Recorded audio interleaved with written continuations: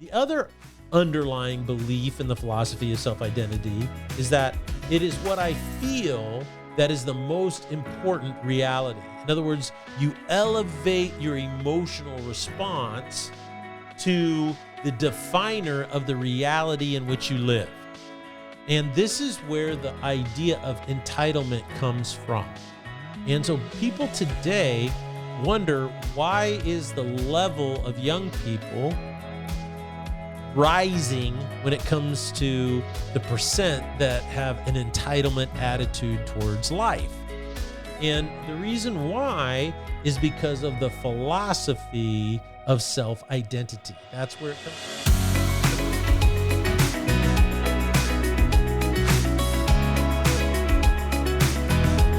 Welcome to the Salty Pastor Podcast.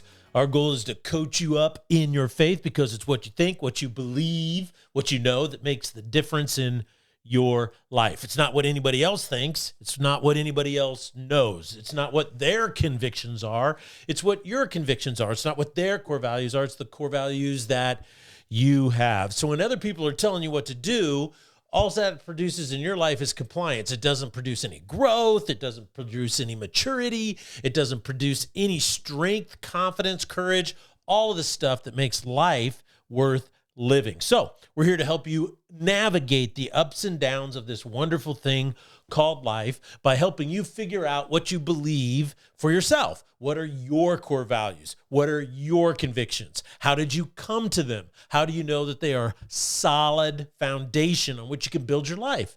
And when you think through these things, when you do this work, guess what?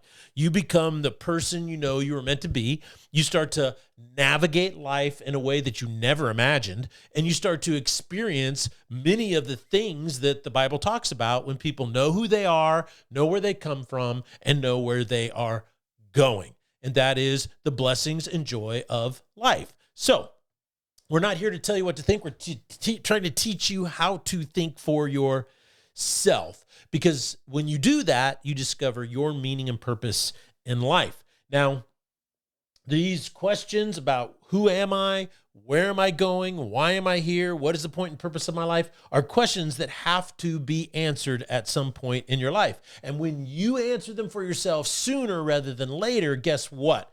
It doesn't matter how many challenges, how many obstacles, failures, setbacks that you will face in life. You'll have the skills, confidence, even the courage, the endurance, perseverance, tenacity to navigate through them successfully. And so that's what we're all about. And I am your sweet, fuzzy, marshmallowy, salty pastor, Dr. Douglas Peak. And I like to say I'm highly educated in things that nobody cares about anymore, but they are important. I also have 38 years of full-time ministry experience of working with people, and I just want to take kind of what I've learned in coaching other people to help coach you up in your faith. Now, we are in a series called Transitions, and it's all about how you go through a transition in life. And we introduced this series. We talked about how change is inevitable. Change always happens in your life. Now, some people are afraid of change. Some people aren't afraid of change. And I think the reason why people become afraid of change is because what change does is it enforces or starts a transition in your life. Change could be an external factor. It usually is. But a transition is an internal thing that you must go through to navigate the change. And if you navigate it unsuccessfully, then anytime there is a change, you're going to be more fearful of change. The more you navigate it successfully, then the more you will see change as an opportunity to learn something, to grow, to mature, or whatever. So that's why we're talking about transitions. And even though change and transitions are, intimately linked with one another, it's like two sides of the same coin. We've kind of tried to separate them a little bit just for the sense of clarity that we need to have. And so what we're saying is change tends to be an external factor that has a force on your life, and transition happens to be how you deal with it internally, navigate that change, and grow in the process. So that's what this series is all about. And let's pick up where we left off on Tuesday. So on Tuesday, we jumped into the life of Jacob, and he is the grandson of Abraham, okay? And Jacob had lived his life one way. When you start reading about him in the book of Genesis, you kind of see how he started off kind of being deceptive. And as a matter of fact, the name Jacob means like one who obscures or one who deceives. And so he kind of lived life that way, and he always lived in the shadow of his older brother Esau, who was only a few seconds older than him. But Esau was, kind of the man's man. He was a big guy. He was, he was really strong. He's very, I say swarthy, but the Bible says he's very hairy. He was an incredible hunter. And so he's just a very big, strong guy. And Jacob, not so much. They kind of say he was kind of more maybe like a mama's boy a little bit. But he then tried to scheme to get ahead instead of just going out and proving himself to himself. So he goes through all of these different steps, and we looked into those on Tuesday. You can go back, dig into the life of Jacob. What happens is on his way back to his home country or his home area, he's fearful of meeting Esau. And what happens is he spends an entire night wrestling with an angel or a visage of God. And while he's there, he gets his hip dislocated. Very painful thing. But even then, in this greatest amount of pain, he refuses to let go of this angel until the angel blesses him. And so the angel says, look, I'm going to bless you by changing your name to Israel, meaning one who is contended with God, but has prevailed. So he didn't give up, and he got the blessing. And so what does this tell us about transitions?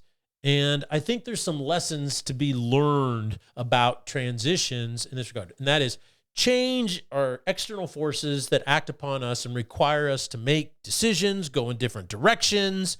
Sometimes they are expected and we're not ready for them. Sometimes they are unexpected and we're certainly not ready for them. But change is always happening, and it always enacts upon our personhoods, the people that we are, certain responses. It could be intellectual, mental, emotional, willful.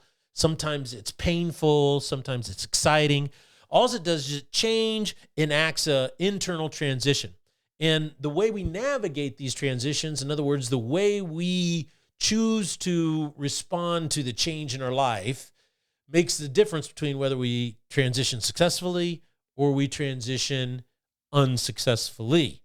And I think one of the things that this Jacob story teaches us in wrestling with this angel of God or the visage of God is simply this, is that sometimes what we have to do in the midst of a change is internally just hang on and not let go until God blesses us. And the blessing might be something like a deeper understanding, greater wisdom, maybe a healing of an emotional defense that we've had built up in our lives that we didn't know about. Maybe it's a purging. It's a purging of something. Maybe it's a conviction that we never had before, but suddenly it gets rooted in us and we don't let go of it. This is how people grow and change, is they transition in one way or another. So what I thought is this week we're asking this question, and that is, why is it so hard for people to transition? Why is it so hard for people to contend with God for a long period of time and not let go? It seems like in our society, we're just taught to let go as quickly as possible. If it's not working out for you, you got to let go and redirect. And what's interesting is that Jacob didn't do that. He contended with God all night long. He wrestled with him all night long. And even after his hip had been dislocated, he wouldn't let go. And what he ended up doing then is his name was changed. So God changed his name from Jacob to Israel. And what a powerful name change that was. And then you see from that moment on, through the rest of his life in the story of Genesis, what you see is this ongoing new Jacob, so to speak. He is now Israel. So I think it's really important to understand that transitions are critical whenever you're going through change. In other words, it's not just how do I navigate the external circumstances around me and fix this problem or adjust to this new reality. It's what's going on inside of me. And so we talked about these questions that John Maxwell posed that really help us transition properly.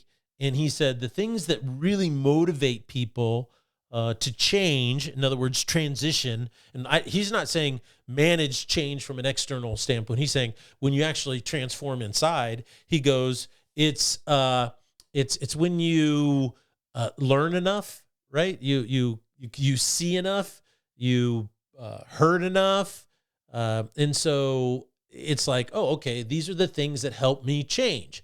And you can listen to Tuesday's podcast to dig into those. And so what my question for us today is, why is it so hard for us to change when we know that change is inevitable? Why is it so hard for us to grow when we know we need to grow? And why is it so hard for people in today's world, particularly American culture, find it so difficult to be reborn?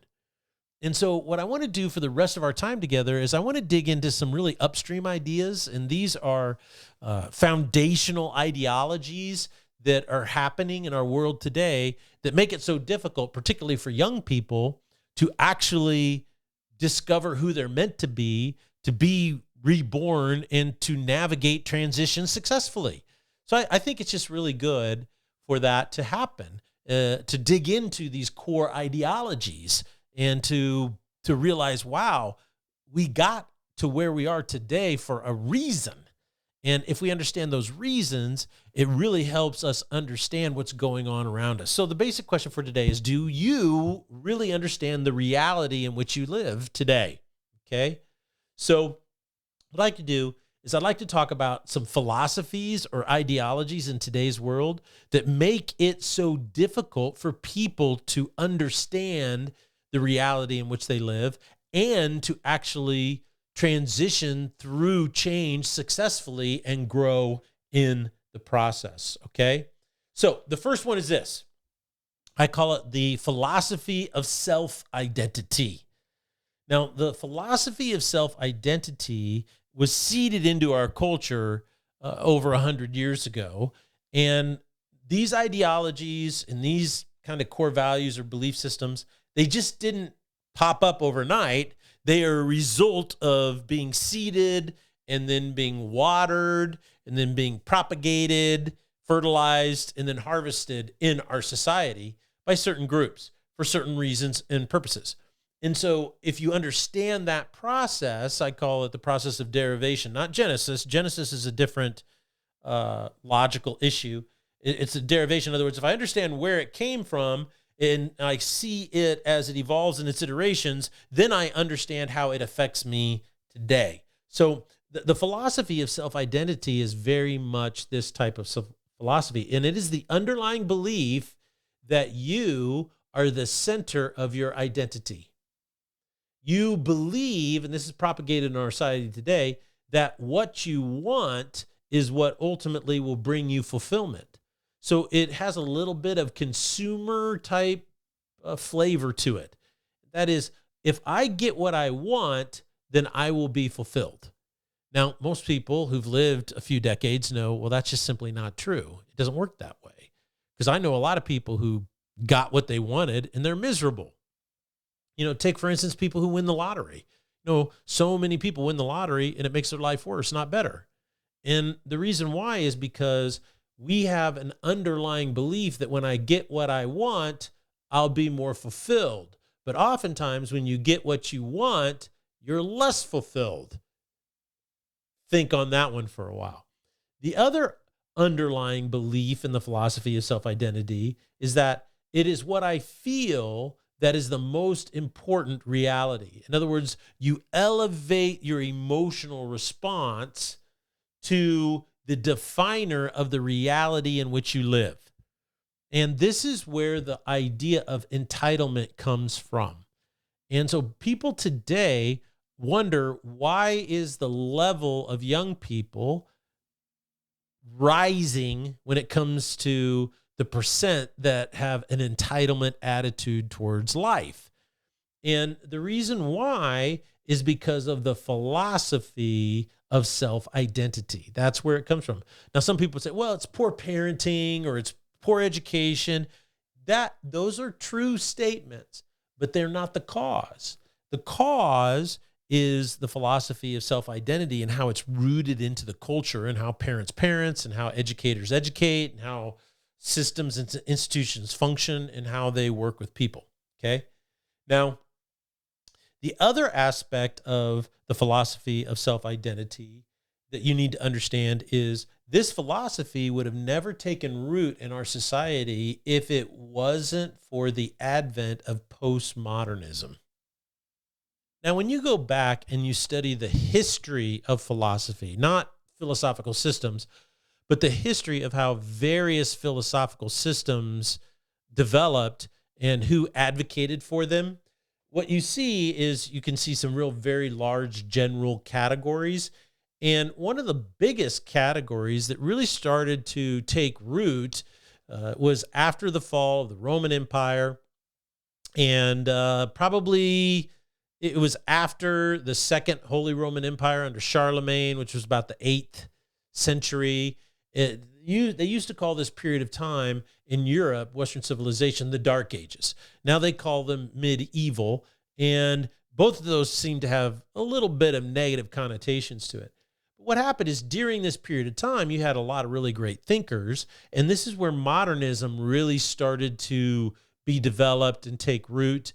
It came out of a thirst for knowledge, and modernism in and of itself is basically this.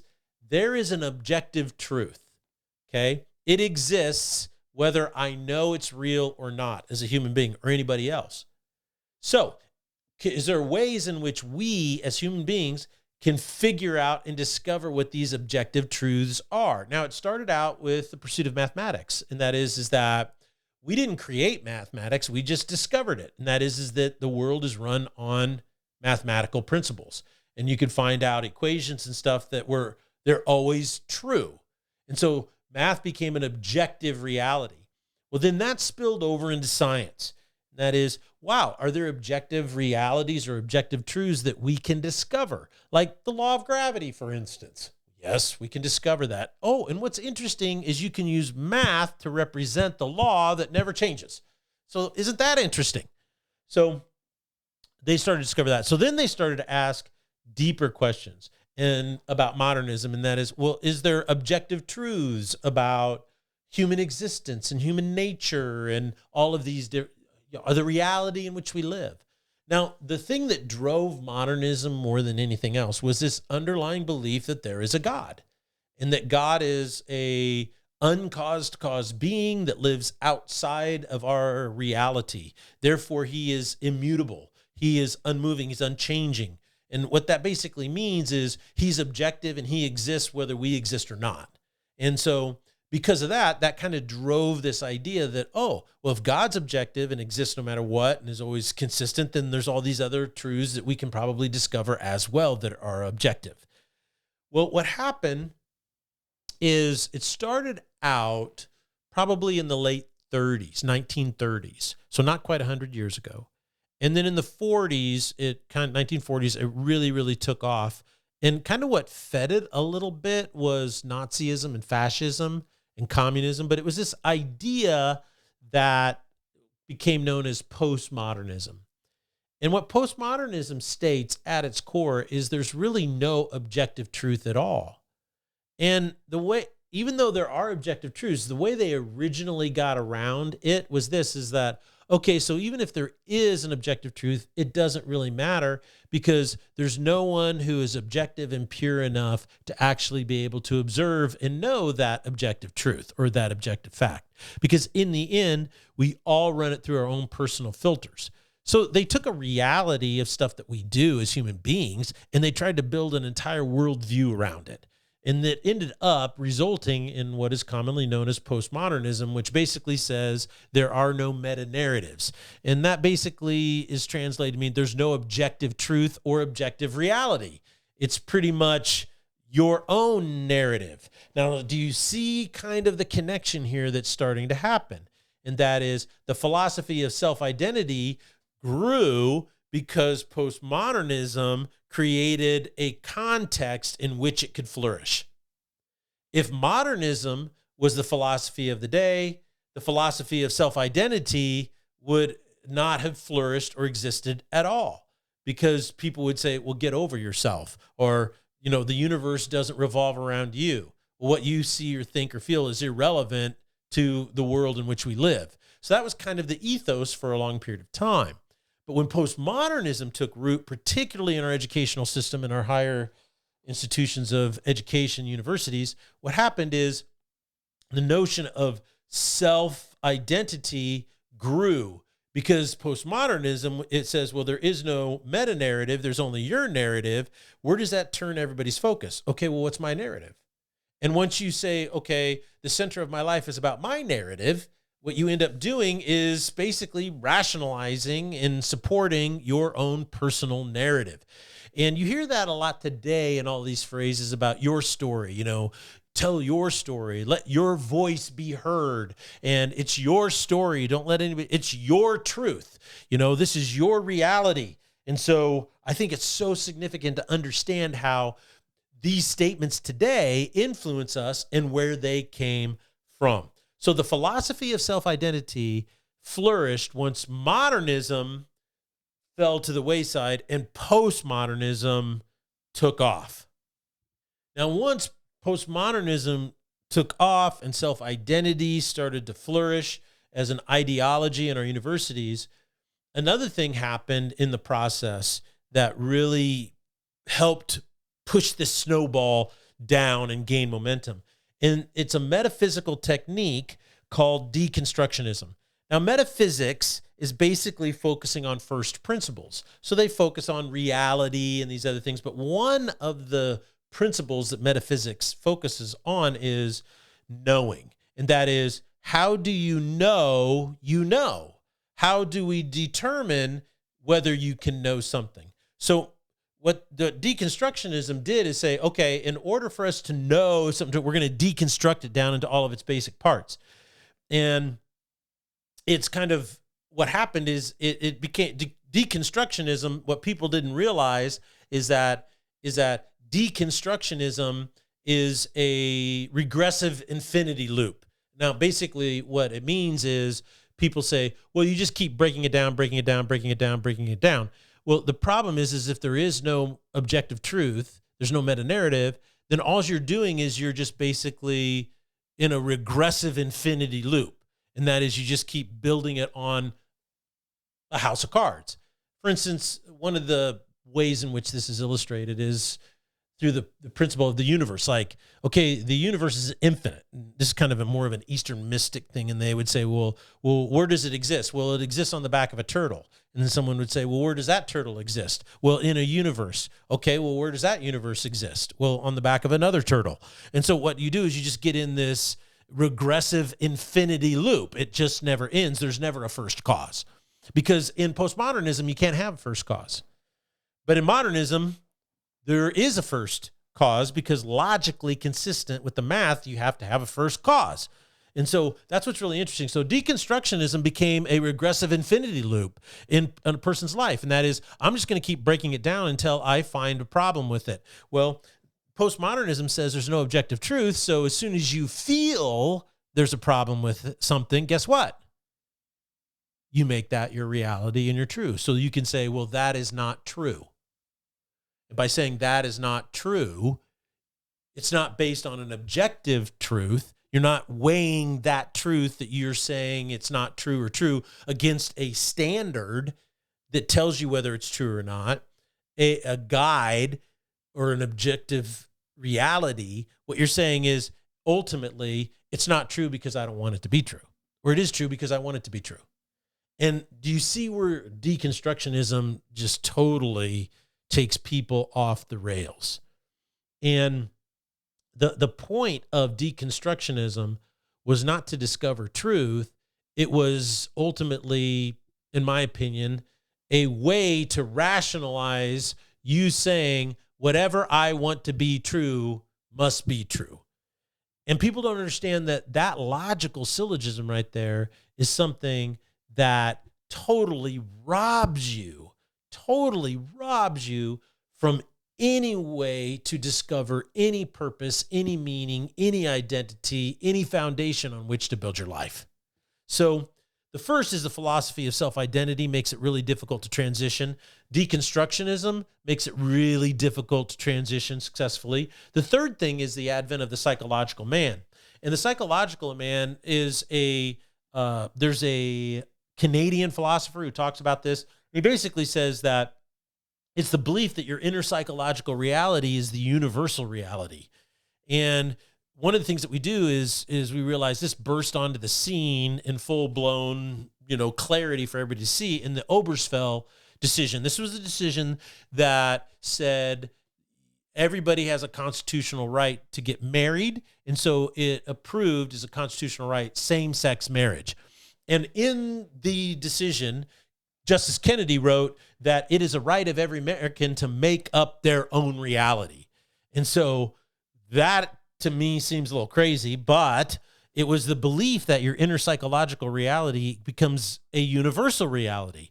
And immediately after that, what happened is we saw this whole new movement of anti-racism, the DEI movement, all of these types of things. The transgendered movement exploded and took off. Why? Well, because if someone is denying you your reality, then they are being oppressive or bigoted against you, because the role of society is to support and affirm whatever reality you make up. And that's why everything is so upside down in our world today. Unfortunately, when you think this way, it robs you of you. It robs you of any capacity to ever discover a true and authentic identity. Because in our series on identity, we really dug into this, and that is, it is not until there is an objective reality out there, a truth on which you can see yourself clearly, can you actually build an identity that can never be manipulated, taken away from you, stolen, undermined, deceived. And that's why knowing God as your objective reality is so critical to your mental health, because what it does is it says, you are given an identity that can never be taken away. I think that is an incredibly powerful thing. Now, it's not only philosophy of self-identity that makes it so hard to transition successfully, or deconstructionism, the psychological man, but it's also what is known as the politicization on sexuality. And I wanted to read a quote from you, one of my favorite books, The Rise and Triumph of the Modern Self. This guy, Carl Trueman, it is a definitive work that's amazing. He says something that just really speaks to me truthfully. He says, to follow Rousseau, and he kind of tracks a little bit of what I've just been saying real quick, but he says it differently. So Rousseau was a French philosopher, right? He goes, to follow Rousseau is to make identity psychological. And that is what I was saying earlier, that the psychological man. To follow Freud is to make psychology, right, and thus identity, sexual. To mesh this combination with Marx is to make identity, and therefore sex, political. To transform society politically, you must transform society sexually and psychologically, a point that places psychological categories at the heart of revolutionary political discourse. My friends, that describes everything that's going on in America today. The sexual revolution used people's sexual desires primarily as a political revolution and an ideological revolution. The end result is the use of sexuality to advance ideologies that undermine your ability to go through a transition and actually mature in the process. So basically, our world uses sex more than just trying to sell cars or, beer. It also uses sex to undermine your capacity to grow and mature through any transition that you go through. So, man, when you think about it, these ideologies are really undermining of your process of maturation. And so it's not until you begin to address these things on a deep level and start to change your belief, what your core values are in this regard, then you're not going to be able to develop skills and tools to navigate transitions successfully and then reap the benefit of that successful victory over that transition or through that transition. So, I could keep talking about this philosophical stuff more and more and more, but I think this is a great point to end. We'll pick up next week as we dig deeper into another story in the Bible about a transition and what God did in that person's life as they navigated through it. I just want to conclude by saying, remember, it's how you live today. It's how you're living today that is reinforcing what you believe and why you believe it. It's reinforcing your core values.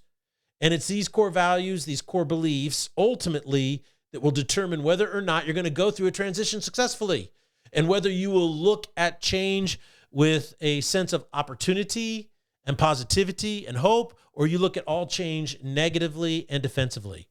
I want you to be able to navigate transitions with confidence and courage in your life. So that's why I, as a salty pastor, am asking you to think deeply on these things and decide for yourself. So if you would please go to our YouTube channel, like and subscribe, because we're growing our subscription base over there, and that's really good because the algorithm recognizes that. Give it a thumbs up or whatever. If you're on listening to this on Apple Podcasts, give it a thumbs up or a 5-star rating. Anything that you can do to help push this. Also, go to our website.